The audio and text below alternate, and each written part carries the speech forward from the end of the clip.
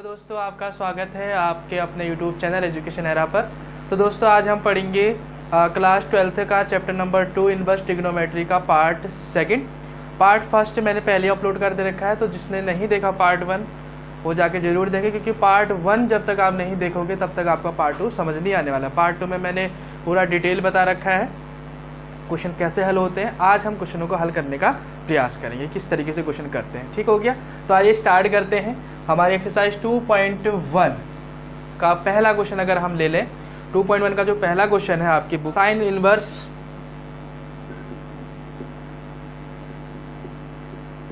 One upon under root 2। ठीक हो गया।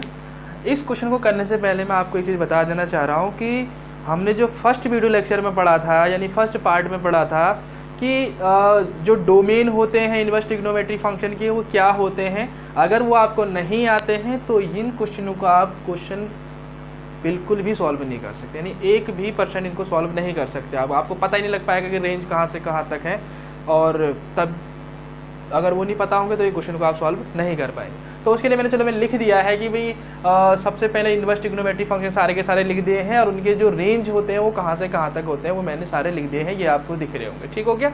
तो आइए स्टार्ट करते हैं कि क्वेश्चन कैसे सॉल्व करेंगे। देखो, इस क्वेश्चन को करने के मैं 2 मेथड बताऊँगा। एक हमारे पास थोड़ा सा लॉन्ग मेथड होगा, एक थोड़ा सा शॉर्ट मेथड। यानी लॉन्ग जो पहले मेथड था उससे थोड़ा सा मैं शॉर्ट में कराने का प्रयास करूँगा, पर दोनों सही हैं, आप जिससे करना चाहें उससे कर सकते हैं। पहले तो लॉन्ग मेथड कराते हैं। देखो, ये जो पूरा फंक्शन दे रखा है इसको हम एक लेट कर लेते हैं। इसको हम साइन इनवर्स 1/√2 है, इसको हम क्या ले लेते हैं, y। हमने इसको लेट कर लिया, y के इक्वल मान दिया। अब एक चीज़ बताओ, इनवर्स की चीज़ यहाँ चले जाएगी तो वो कंप्लीट में बदल जाएगा, यानी जैसे इनवर्स हट जाएगा, हमने बताया भी था पिछले वीडियो लेक्चर में, ये इनवर्स इधर चला जाएगा तो ये आ जाएगा साइन y, कोई दिक्कत नहीं। अब यहाँ देखो, ये 1/√2 साइन में कितनी की वैल्यू होती है, साइन 45 लिख सकते हैं, साइन 45, और ये साइन y। यहाँ से कंपैरिजन करेंगे तो एंगल की, तो y की वैल्यू कितनी आ गई यहाँ पर, √π/4। अब एक चीज़ बताओ, ये जो √π/4 है क्या साइन की रेंज में आ रहा है। अब पता होनी चाहिए साइन की रेंज क्या होती है, यानी साइन इनवर्स की रेंज की बात एक ही पर। तो साइन इनवर्स की रेंज क्या है भाई, -π/2 से π/2, इनके बिटवीन, और -π/2 और π/2 भी आएंगे। तो क्या -π/2 यानी -90 और 90 के बीच में आएगा, नहीं 45 आएगा भाई, 90 और -90 और 90 के बीच में नहीं आएगा। एक क्वेश्चन अगर हम ले लें, अगला ये लिखा है मैंने, चलो, कॉट इनवर्स -1/√3, ये लिख दिया मैंने क्वेश्चन।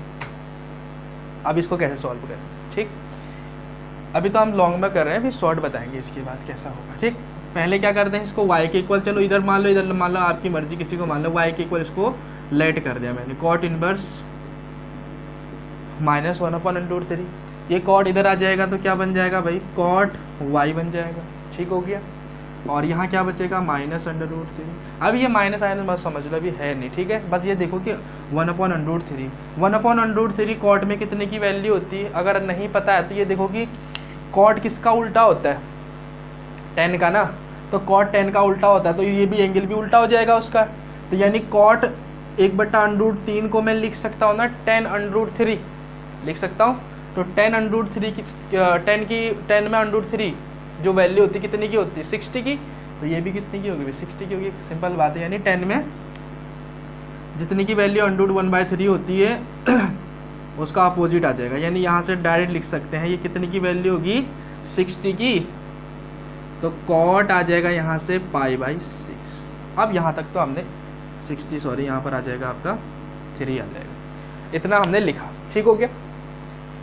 अब यहाँ पर अगर हम डायरेक्ट कंपेरिजन, चलो माइनस अंदर लेके चलते हैं, तो यहाँ -π/3 आ जा रहा है, y की वैल्यू डायरेक्ट -π/3 अगर लिखते हैं हम मुख्य मान में, तो क्या ये कॉट की रेंज में आएगा -π/3। तो आपको पता होना चाहिए कि कॉट की रेंज क्या होती है। देखो, कॉट की रेंज क्या होती है, कॉट ही लिखा है मैंने, वो होती है 0 से π के बीच में। 0 से π के बीच में तो पता है 0 से आगे चलना है तो नेगेटिव का तो सवाल ही पैदा नहीं होता है, यानी नेगेटिव तो आएगा ही नहीं। तो हमको इसमें किसको कन्वर्ट करना पड़ेगा, पॉजिटिव में कन्वर्ट करना पड़ेगा। तो पॉजिटिव में कन्वर्ट करने के लिए हमको क्या करना पड़ेगा, इसमें पाई माइनस करना पड़ेगा। अब बताओ ये पाई माइनस क्यों करा हमने। देखो, इसका सॉल्यूशन भी है, यानी प्रॉपर्टीज़ में पढ़ोगे इनवर्स ट्रिग्नोमेट्री के, तो वो अगले वीडियो लेक्चर में कंप्लीट होगा, बट अभी मैं फिर भी बता दे रहा हूँ इसको पाई माइनस क्यों करा लूँगा। 1 मिनट पहले इसको लिख ले। ये मैंने लिखा पाई माइनस पाई बाई 3। देखो पाई 2 पाई और 6 पाई, यानी इस जितने भी ये पाई हो गया, 2 पाई हो गया आपका, 3 पाई हो गया, 4 पाई हो गया, 6 पाई हो गया, इनमें जो है ट्रिग्नोमेट्री फंक्शन कभी भी चेंज नहीं होता, यानी जो फंक्शन जैसा है वैसा ही रहना है। यानी पाई में इसको माइनस कर, अब माइनस क्यों करा हमने पाई में, प्लस क्यों नहीं करा? तो देखो एक चीज़ आपने 11th क्लास में अष्टक नियम पढ़ा होगा। अष्टक नियम ये हमारे पास है ASTC। इस अष्टक नियम का मतलब क्या होता है? देखो ये फर्स्ट कोऑर्डिनेट यानी पहला जो चतुर्थांश है, इसमें ए का मतलब है जितने भी ट्रिग्नोमेट्री फंक्शन आएंगे वो सारे के सारे आपके पॉजिटिव मिलेंगे। ठीक हो गया? यानी ये कहाँ से कहाँ तक होगा? ये 0 एंगल बना, यानी पूरा 90 तक, यानी 90 तक जितने भी होंगे मान, 0 से लेकर 90 तक जितने भी ट्रिग्नोमेट्री फंक्शन होंगे वो सब के मान पॉजिटिव आएंगे। तभी भी आप देखते होगे 10th में देखो 0 से 90 डिग्री तक लिखते थे ना, सारे ट्रिग्नोमेट्री फंक्शन की वैल्यू हमेशा पॉजिटिव मिली, कहीं नेगेटिव नहीं मिल रही।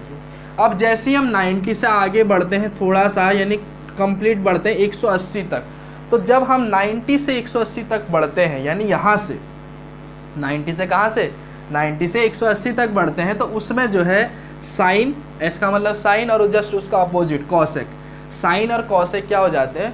पॉजिटिव होते हैं। बाकी सारे के सारे ट्रिग्नोमेट्री फंक्शन क्या हो जाते हैं? नेगेटिव के हो जाते हैं। समझ में आया? एस का मतलब क्या है? साइन, और साइन का जस्ट अपोजिट क्या होता है? कॉसेक। तो साइन और कॉसेक दूसरे चतुर्थांश में पॉजिटिव होते हैं और बाकी सब क्या होते हैं? इसमें नेगेटिव होते हैं। अब जैसे हम 180 से आगे बढ़े, 180 से क्या बढ़े? आगे बढ़े, तो उस कंडीशन में कहाँ तक? 90। देखो यहाँ से 90, फिर 90 और ऐड हो गया, पूरा 180 बना। 180 से फिर 90 ऐड होगा तो कितना बन जाएगा? पूरा 270 बन जाएगा ना। तो यानी 270 तक एंगल, यानी 180 से ज़्यादा प्लस 270 तक, उसमें कौन कौन से पॉजिटिव थे? टी का मतलब क्या है? 10, और 10 का अपोजिट क्या होता है भाई? कॉट। तो 10 और कॉट तीसरे चतुर्थांश में क्या होते हैं? पॉजिटिव होते हैं। यानी जब कोई भी ट्रिग्नोमेट्री फंक्शन तीसरे चतुर्थांश में आ रहा है तो वो कौन सा पॉजिटिव होगा? वो 10 और कॉट ही पॉजिटिव होंगे, बाकी सारे के सारे क्या होंगे? नेगेटिव हो जाएंगे। अगर यहाँ पर तुम्हारे लिए साइन आ जा रहा है, ये कैसे आएगा? आपने 11th क्लास में पढ़ा होगा, ज़्यादा डिटेल में बताने की जरूरत नहीं पड़नी चाहिए इसको। तो यहाँ पर 10 और कॉट ही पॉजिटिव होंगे, बाकी सारे के सारे नेगेटिव। अब जैसे ही हम 270 से आगे बढ़े, यानी कल मिला के 360 तक पहुँचे, तो उसमें यहाँ क्या है? सी का मतलब कॉस, कॉस का अपोजिट क्या होता है? सेक। तो कॉस और सेक हमारे पास पॉजिटिव होते चौथे में, और बाकी सारे के सारे नेगेटिव होते। तो अब यहाँ पर देखा हमारे पास कॉट था, तो कॉट यहाँ पर देखो क्या है? नेगेटिव है। तो नेगेटिव कॉट कहाँ से स्टार्ट होगा भाई? पहले में तो होगा नहीं, क्योंकि पहले में तो पता है सारे के सारे क्या होने हैं? पहले में क्या होने हैं? सारे के सारे पॉजिटिव होने। दूसरे वाले में होगा भैया कॉट नेगेटिव। समझ में आ रहा है? दूसरे वाले में क्या होगा? कॉट नेगेटिव होगा, क्योंकि देखो यहाँ दूसरे वाले में तो केवल साइन और कॉसेक ही तो पॉजिटिव होते हैं, बाकी सारे के सारे क्या होंगे? नेगेटिव। यानी कॉट का नेगेटिव होना कहाँ से प्रारंभ हुआ? दूसरे चतुर्थांश से, यानी सेकंड से, सेकंड कोऑर्डिनेट कह सकते हो आप। यहाँ से जो है प्रारंभ हो रहा है कॉट नेगेटिव। ठीक हो गया? स्टार्ट यहीं तो हो रहा है। अब यहाँ से अगर कॉट नेगेटिव हो रहा है तो यहाँ पर लाने के लिए मुझे क्या करना पड़ेगा? देखो अगर मैं कोई भी एंगल में 90 में समथिंग कुछ प्लस कर दे रहा हूँ, 90 में कुछ प्लस करो तो यहाँ पर पहुँचेगा, लेकिन 90 में कुछ प्लस करोगे या माइनस करोगे, उस कंडीशन में ट्रिग्नोमेट्री फंक्शन ही चेंज हो जाता है। यानी अगर यहाँ पर मैं कॉट 90 प्लस समथिंग करता हूँ, कॉट 90 माइनस समथिंग करता हूँ, कॉट बदल जाता है, यानी वो 10 में चेंज हो जाता है। आपने 10th स्टैंडर्ड में पढ़ा होगा। लेकिन हमको तो कॉट का कॉट ही रहने देना है, तो हम किस में चेंज नहीं होता है? कोई भी ट्रिग्नोमेट्री फंक्शन, पाई में 2 पाई 3 पाई 4 पाई 6 पाई, तो यहाँ पर तो पाई आ रहा है। अगर मैं पाई में प्लस करता हूँ तो वो तो पहुँच जाएगा नीचे वाले में, यानी थर्ड वाले में पहुँच जाएगा, जिसमें 10 और कॉट पॉजिटिव होते। थर्ड में तो मुझे पहुँचाना नहीं है, तो मुझे क्या करना पड़ेगा? पाई में कुछ माइनस करना पड़ेगा। अब पाई में कुछ माइनस करेंगे तो रहेगा तो इसी में ना, वो नीचे थोड़ा ना पहुंच जाएगा। यानी पाई में अगर मैं, पाई का मतलब 180 में मैं 20 ही माइनस कर दूँ तब भी तो यहाँ पर 160 बच रहा है। 160 का मतलब 90 से ज़्यादा ही है, तो कहने का मतलब यहीं पर पहुँचेगा। समझ रहा है? तो यहाँ पर आप क्या कह सकते हो? हमको 180 में कुछ माइनस करना पड़ेगा, तब जाके वो सेकंड में रहेगा। अब सेकंड में रहेगा तो इसका मतलब कॉट नेगेटिव आएगा। तो कहने का मतलब इस कंडीशन में इसको नेगेटिव करने के लिए, नेगेटिव का था तो हमने पाई में कुछ माइनस कर दें। एक तरीका यहाँ से आप समझ सकते हो, ठीक हो गया। स्टार्टिंग है ना, मुख्य मान का मतलब क्या होता है, ये मुख्य मान ही चल रहे हैं आपके सारे, ये मुख्य मान, मीन वैल्यू, स्टार्टिंग मान इसका कहाँ से होगा। तो उस कंडीशन में माइनस का जो कॉट है वो कहाँ से प्रारंभ होगा, दूसरे चतुर्थांश से। और दूसरे चतुर्थांश में लाने के लिए मुझे क्या करना पड़ेगा, पाई में से कुछ माइनस करना पड़ेगा। प्लस करेंगे तो तीसरे में पहुंच जाएगा, और तीसरे में कॉट पॉजिटिव होता है, लेकिन हमको तो नेगेटिव का चाहिए, तो वो गड़बड़ हो जाएगा। अब पाई में क्या माइनस करना है वो आपको सोचने की जरूरत नहीं है, वो जो एंगल होगा कॉट में नेगेटिव वाला उसी को हम माइनस करेंगे, ठीक है। अब यहाँ से माइनस कर दो, देखो कितना आएगा भाई, ये 3, 3 एकम 3, 3 में 1 माइनस करो, कितना आएगा 2, यानी 2π/3 आएगा। यहाँ से कॉट कैंसिल, यानी y की वैल्यू कितनी आ गई, 2π/3 आ गया आपके लिए। अब बताओ 2π/3 क्या कॉट की रेंज में बिलोंग कर रहा है, कॉट की रेंज क्या है, 0 से पाई के बिटवीन, यानी 0 से 180 के बीच में 2π/3 आ रहा है। 2π/3 क्या होगा, 2 गुणा पाई की वैल्यू 180, अगर नहीं आता तो ऐसा कर सकते हो, अपॉन में क्या है 3, 3 छिंग हो गया 18, 60 और 6 दूनी 12, 120। क्या 120 0 और 180 के बीच में आएगा, ऑफकोर्स आएगा भाई, 0 और 180 के बीच में 120 आएगा। तो कहने का मतलब ये जो आंसर है वो बिल्कुल करेक्ट है, क्योंकि ये जो एंगल मिल रहा है हमको ये कॉट की रेंज में मिल रहा है, देन ये बिल्कुल ठीक हो गया। अब हम थोड़ा सा एक शॉर्ट मेथड आपको कराएंगे कि शॉर्ट क्या होगा, ठीक है। इतना तो आपको समझ में आएगा होगा क्या चीज़ है, ठीक हो गया। ये पाई में क्यों माइनस करा पता लग गया ना, पाई में ही क्यों माइनस करा, क्योंकि हमारे पास पता है कि जो कॉट है वो नेगेटिव कहाँ से होता है, दूसरे चतुर्थांश से होता है, ठीक है। और ज़्यादा इसके नियम के बारे में आपने पढ़ा होगा फर्स्ट ईयर क्लास में, तो इतना आपको समझ में आ गया होगा, ओके। अब इसका थोड़ा सा मैं एक शॉर्ट मेथड आपको बताना चाह रहा हूँ, इतना वाई लेट करके आप नहीं कर सकते हो, तो इसके लिए एक शॉर्ट मेथड है। जो पहला हमने क्वेश्चन लिया था, पहला क्वेश्चन क्या लिया था हमने, साइन इनवर्स 1/√2 इतना लिया था ना। इसको डायरेक्ट अगर आपको करना है तो देखो यहाँ पर इनवर्स है, वैसे मेथड तो वही ज़्यादा अच्छा लगता है करने में, है ना, थोड़ा सा पूरा क्लियरेंस मिलता है, यहाँ से ही मिलेगा, बट ये थोड़ा सा जल्दी हो जाता है आपको। बट कोई भी आप क्वेश्चन इसमें से कर सकते हो, जैसे एक ही बात है, साइन इनवर्स बाहर से है तो इसमें ये देखो अंदर भी हमको जो एंगल दिया गया साइन में ही रखना पड़ेगा ताकि इनवर्स कैंसिल हो जाए। तो साइन में 1/√2 कितने की वैल्यू होती है, साइन π/4, डायरेक्ट लिख दिया मैंने साइन π/4 इनवर्स। अब देखो ये रेंज मिल रहा है ना π/4, साइन की रेंज में -π/2 और π/2 के बिटवीन आ रहा है, ठीक हो गया। तो कहने का मतलब साइन इनवर्स साइन कट जाएगा, बचेगा π/4, यानी ये आंसर हो गया आपका। ऐसे आप नेक्स्ट वाला भी कर सकते हैं, ठीक है, बस उसमें पाई माइनस करना पड़ेगा। इतना आपको समझ में आ गया। एक दो क्वेश्चन और लेते हैं, नेक्स्ट क्वेश्चन चलो एक और लेते हैं। जैसे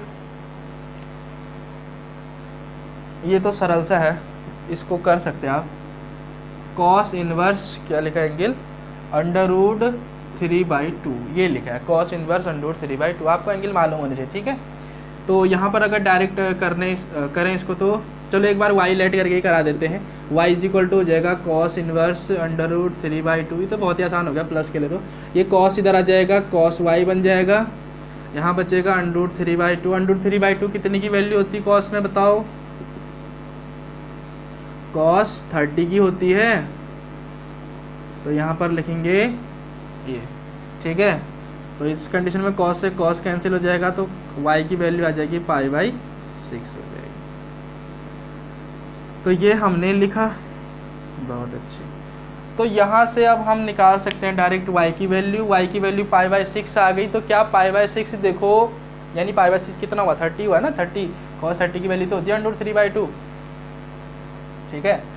तो उस कंडीशन में देखो जो 30 है वो कॉस की रेंज में मिल रहा है, कॉस की रेंज क्या है 0 से लेकर पाई, यानी 0 से 180 के बिटवीन आएगा, 30 आएगा ही भैया, सरल सा है, ये तो समझ में आ गया होगा, ठीक है। एक दो क्वेश्चन और लेते हैं इसी टाइप के। जैसे एक क्वेश्चन और है आपके लिए लिखा है यहाँ पर, tan इनवर्स -1, ठीक है। एक बार इसको खुद ही प्रयास करने का कोशिश करें, वीडियो पोस्ट करके, आपसे हो रहा है नहीं हो रहा है, तो बाकी जिनसे नहीं हो रहा है वो देखें। y = क्या है, टेन इनवर्स माइनस वन, इतना लिखा। लेट करके ये टेन इनवर्स इधर आ जाएगा, क्या बचेगा भाई 10 बचेगा, यानी 10y हो जाएगा। यहाँ पर बचेगा क्या 1, ठीक है, माइनस का। अभी माइनस माइनस मत सोचो, बस 1 देखो कि 10 में कितने की वैल्यू होती है, पता ही कितने की वैल्यू होती है भाई 5/4, 45 की वैल्यू होती है यार। 10 कितना होगा 5/4, माइनस तो यही रहेगा। अब एक चीज़ बताओ, मैं डायरेक्ट माइनस अंदर लेके अगर यहाँ करूँ -5/4, y की वैल्यू -5/4 अगर लिख देता हूँ, तो 10 की रेंज देखनी पड़ेगी हमको कि क्या -5/4 10 की रेंज में मिल रहा है। 10 की रेंज क्या है, देखो -π/2 से π/2, यानी ना -π/2 आना चाहिए ना π/2 आना चाहिए, यानी ना -90 आना चाहिए ना प्लस का 90 आना चाहिए। तो क्या ये कितना है, माइनस का 45 है, क्या माइनस का 45 यानी माइनस का 45 -90 और 90 के बीच में आएगा नहीं आएगा, माइनस का 45 आएगा ही भाई। माइनस का 45 -90 और 90 के बीच में ही तो आएगा, कहीं ना कहीं मिलेगा। इधर साइड को तो नहीं आएगा, इधर से तो 91, 92, 93 चलेगा। अब इधर साइड को पीछे को चलेगा, यानी यहाँ पर -45 मिलेगा। तो यहाँ से हम कह सकते हैं जो -π/4 है वो 10 की रेंज को बिलोंग कर रहा है। देन हम डायरेक्ट यहाँ से लिख सकते हैं 10y = 10 - π/4, ठीक है, और y = लिखेंगे यहाँ -π/4। देखो पाई में माइनस प्लस प्लस कब करते हैं, जब कोई भी trigonometric function, inverse trigonometric function अपनी रेंज को बिलोंग नहीं करता है, ठीक हो गया, यानी उनके जो एंगल आए हैं वो रेंज में उसके बिलोंग नहीं करते हैं, तब जाके हम उसमें थोड़ा सा डिस्टर्बेंस करते हैं पाई में प्लस माइनस करने के, ठीक हो गया, ओके। इतना तो आपको बिल्कुल क्लियर होगा, ठीक। अब चलो एक दो क्वेश्चन और लेते हैं, थोड़ी प्रैक्टिस हो जाएगी आपकी भी अच्छी खासी। एक क्वेश्चन और लेते हैं, जैसे यहाँ पर लिखा है आपके लिए क्या लिखा है, कोसेक इनवर्स माइनस का √2, यहाँ पर इतना लिखा है। अब ये चीज़ बताओ, ये माइनस का √2 कोसेक में कितने की वैल्यू होगी बताओ। हमें ये देखना है कि ये √2 का संबंध साइन से कितने से, 1/√2 देखा है आपने, 1/√2 कितने की वैल्यू होती है साइन में, 45 की वैल्यू होती है। तो यहाँ पर भी कितने की वैल्यू हो गई है 45, क्योंकि 1/√2 का अपोजिट क्या होगा √2, वो कॉसेक में हो जाएगा, समझ में आ रहा है। तो कहने का मतलब है कि कॉसेक कितने की वैल्यू होती है 45 की वैल्यू होती है, ठीक। वैसे भी आपने ट्रिग्नोमेट्री फंक्शन में जो मेजरमेंट है यानी एंगलों के कितने मान होते 0 से लेकर 90 तक, वो आपने याद करे होंगे, तो ज़्यादा दिक्कत नहीं आनी चाहिए आपको। तो यहाँ से y = कितना हो जाएगा कोसेक इनवर्स √2, ठीक है। कोसेक इनवर्स इधर आ जाएगा तो क्या बन जाएगा आपके लिए कोसेक y, यहाँ आ जाएगा माइनस का √2, माइनस तभी देखो ही मत आओ, वो तो बात की बात है जब रेंज में बिलोंग नहीं करेगा वो एंगल। तो यहाँ पर √2 कितने की वैल्यू होती है कोसेक 45 की। अब देखो अगर मैं डायरेक्ट y की वैल्यू -π/4 लिख देता हूँ, तो क्या -π/4 यानी माइनस का 45 कॉसेक की रेंज में बिलोंग कर रहा है। कॉसेक की रेंज क्या है भाई, देखो ये है, इसीलिए देखो ये बहुत ही मेन है। अगर ये चीज़ आपको याद नहीं होगी तब आंसर नहीं समझ में आएगा कि कौन सा है सही, ठीक है, इसलिए ये याद करना जरूरी है, इसलिए मैंने लिख भी दिया, वेरी वेरी इंपॉर्टेंट, बहुत ज़्यादा इंपॉर्टेंट है इस चैप्टर के लिए। तो कॉसेक की जो रेंज है इनवर्स की वो -π/2 से π/2 के बिटवीन, बट 0 नहीं आना चाहिए, तो 0 तो अभी है ही नहीं, तो 0 की बात तो चल ही नहीं रही है। तो कहने का मतलब -π/2 भी हो सकता है, कोई दिक्कत नहीं, π/2 भी हो सकता है, उसके बिटवीन जो वैल्यू आ रही वो भी हो सकते हैं, बट 0 नहीं हो सकता। तो 0 तो अभी है नहीं ना, तो ये जो -45 है क्या इन दोनों के बिटवीन मिलेगा आपको, जरूर मिलेगा भाई। तो कहने का मतलब क्योंकि -90 और 90 के बीच में -45 तो मिल ही सकता है, क्यों नहीं मिलेगा भाई। तो कहने का मतलब है कि जो कॉसेक की जो रेंज में है वो -45 बिलोंग कर रहा है। तो हम डायरेक्ट यहाँ से लिख सकते हैं कॉसेक y = कॉसेक -π/4 और y = कितना आ जाएगा आपके लिए -π/4, ठीक हो गया, इतना आपको समझ में आ गया। एक बार इतने का आप स्क्रीनशॉट ले लें या फिर इसको देख लें दोबारा से किस तरीके से हमने कर रखा है, ठीक है। क्योंकि अब इसके बाद में नेक्स्ट क्वेश्चन कराने वाला था, इस टाइप के क्वेश्चन मैंने बाकी करवा दिए, बहुत ही ज़्यादा होगा। ठीक है, आप कर सकते हो अदर जितने भी क्वेश्चन बचे हुए इस टाइप के। अब मैं नेक्स्ट क्वेश्चन में तो अब ये क्वेश्चन देखिए, इसमें क्या है, ये नए टाइप का क्वेश्चन है आपका, क्वेश्चन नंबर 2, मतलब फर्स्ट वाले के सारे पार्ट हो गए, थोड़े 1-2 पार्ट बचे हुए हैं, तो आप उनको खुद ही ट्राई कर सकते हैं। ठीक हो गया। तो इस क्वेश्चन का देखते हैं कैसे होगा। करना सब एक ही जैसा है जैसे पहले कर रखा था, बट एक साथ दे दिया इन सबका वैल्यू निकालने के लिए, तो उसमें थोड़ा सा आपको कन्फ्यूजन हो सकती है। तो अब यहाँ वाई लेट करने की जरूरत नहीं है, अब डायरेक्ट जो मैंने शॉर्ट मेथड बताया था उसी के अकॉर्डिंग करना है। बस यहाँ tan इनवर्स है, तो अंदर ये एंगल देखना है कि 10 में कितने की होते हैं, 1 कितने का वैल्यू होता है 10 में, 45 की वैल्यू, तो 10 45 लिख देंगे हम। ठीक है,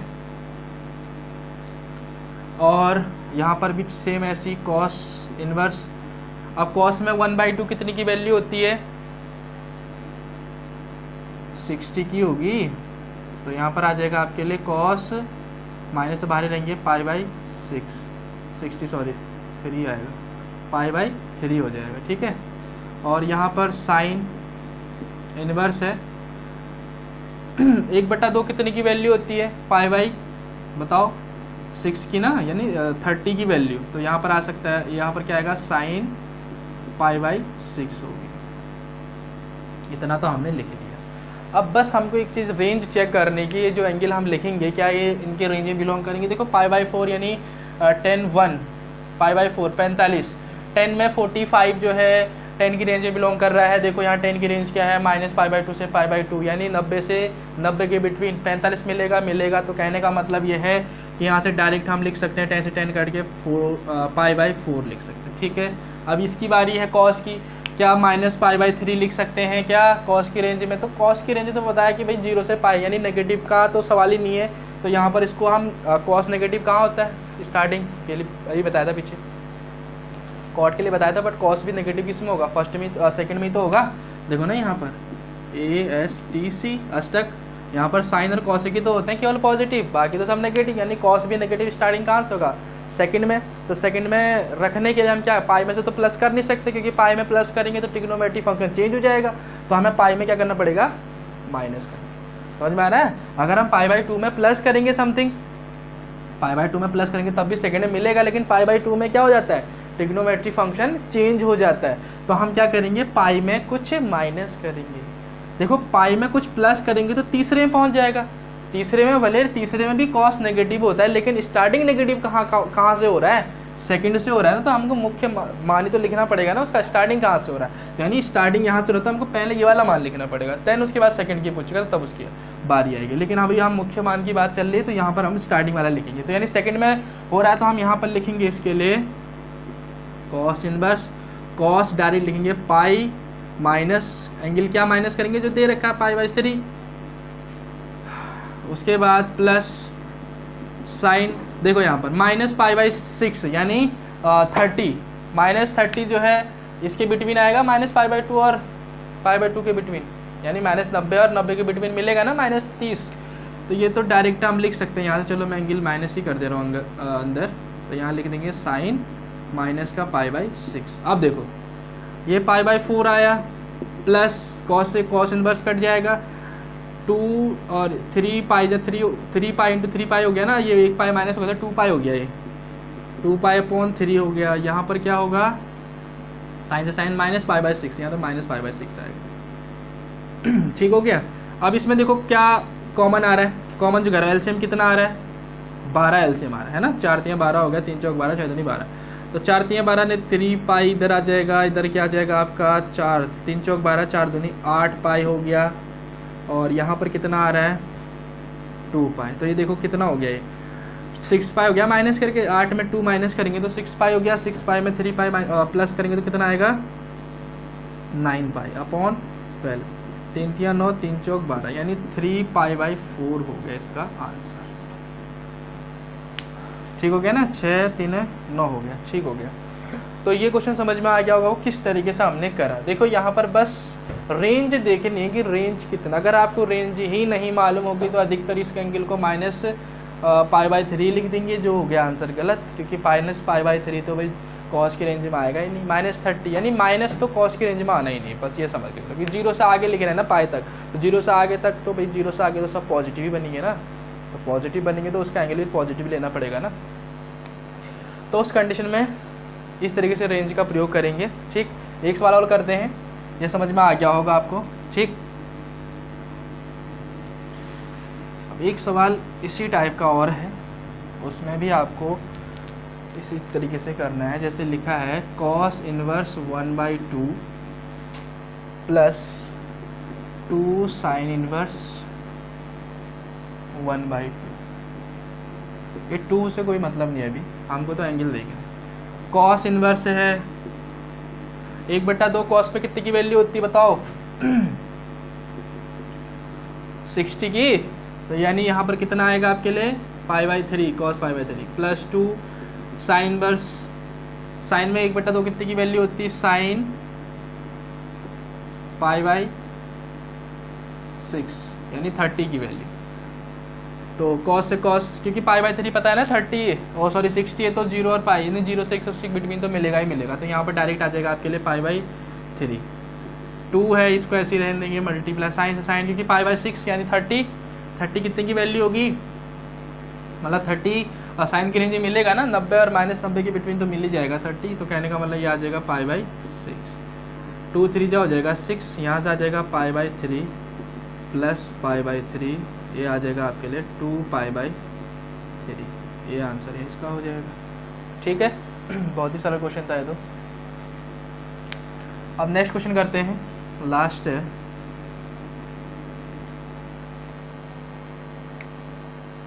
सेकेंड लास्ट है, सॉरी एक और पहले, ये तो सरल है भाई। इतना दे रखा है minus sine inverse equals to sine inverse X equal to Y.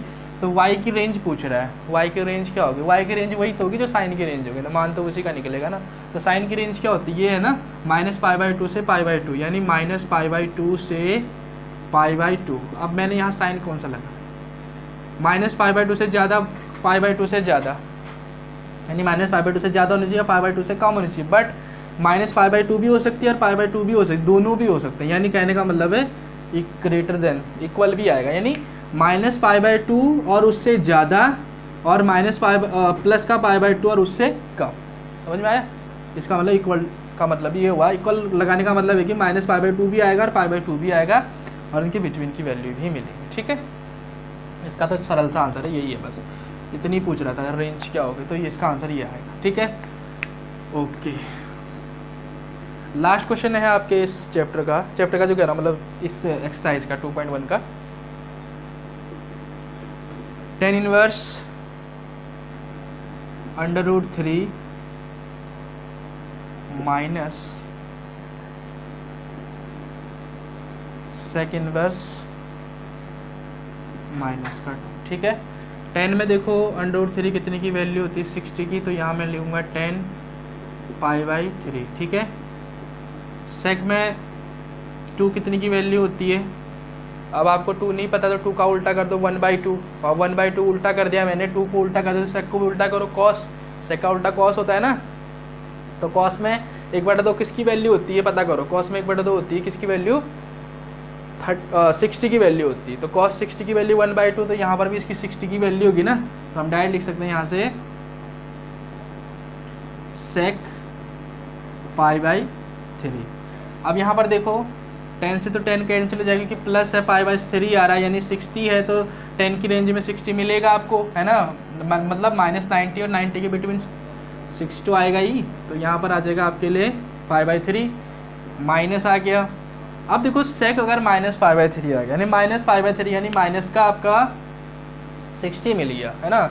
तो माइनस का 60 sec की रेंज में मिलेगा आपको। sec की रेंज क्या है? 0 से पाई तक, उसमें π/2 नहीं आना चाहिए, यानी 0 और पाई के बिटवीन, यानी 0 से ज़्यादा ना, और 180 तक, यानी प्लस की तो वैल्यू मिलनी चाहिए, फिर ये माइनस की मिल दी।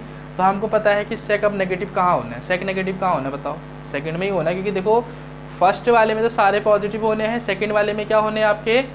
साइन और कॉसेक पॉजिटिव होने हैं, बाकी सारे के सारे नेगेटिव। तो ये sec है तो ये भी पॉजिटिव नेगेटिव होगा। तो यानी सेकंड में लाने के लिए मुझे क्या करना पड़ेगा? इसके लिए पाई में मुझे माइनस करना पड़ेगा इसको। पाई में क्यों माइनस करा? अगर देखो हम π/2 में प्लस करते तो sec चेंज हो जाता, ट्रिग्नोमेट्री फंक्शन चेंज नहीं करना है ना हमको। तो इस कंडीशन में पाई में ही प्लस माइनस करेंगे। ठीक है, प्लस नहीं करेंगे कि प्लस में करने पर नीचे में आएगा, थर्ड वाले में आ जाएगा। थर्ड वाले में भी सेक वैसे नेगेटिव होता है, बट स्टार्टिंग कहाँ से होता है नेगेटिव, सेकंड से, तो सेकंड में रखेंगे पहले, क्योंकि मुख्य मान की बात चल रही है यहाँ पर। सेक से सेक कैंसिल हो जाएगा, 3 2 है ना, ये आ जाएगा आपके लिए 2π/3 है ना, 3π -1 तो 2π आ जाएगा। बाकी इसमें से आप माइनस कर लो, कितना हो जाएगा, ये 3 आ जाएगा, यहाँ से आपका पाई माइनस 2π, यहाँ से आ जाएगा आपके लिए माइनस का π/3, ये आपके आंसर। तो इस टाइप के क्वेश्चन आप कर सकते हैं। सारे क्वेश्चन तो मैंने कराए नहीं, 1-2 क्वेश्चन बच गए होंगे, आप उन क्वेश्चनों को एक बार खुद से प्रयास करें। नेक्स्ट वीडियो लेक्चर में आपके लिए जो इसकी प्रॉपर्टी इनवर्स ट्रिग्नोमेट्रिक फंक्शन की वो कराए जाएंगे, तब तक आप इनको देखिए।